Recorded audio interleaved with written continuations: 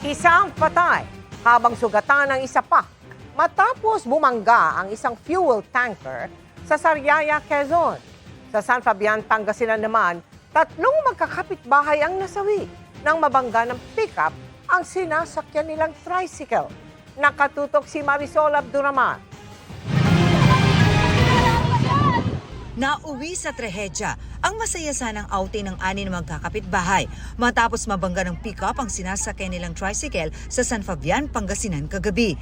Galing sa San Fabian Beach ang mga biktima at pauwi na sana sa Barangay Pogo sa bayan ng Mangaldan.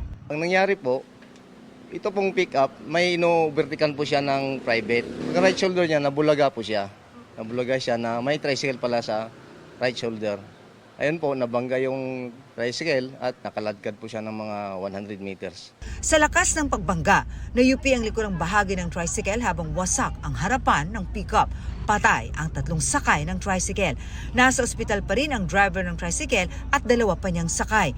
Nasa kustudiya na ng pulisya ang 25 anyos sa pickup driver na hinihinalang nakainom.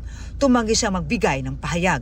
Nag-ausap na kaninang umaga ang pickup driver at mga kaanak ng mga biktima. Siyempre, masakit. Nalulungkot dahil wala na yung asawa. Siyempre ganito, hindi naman sinasadya.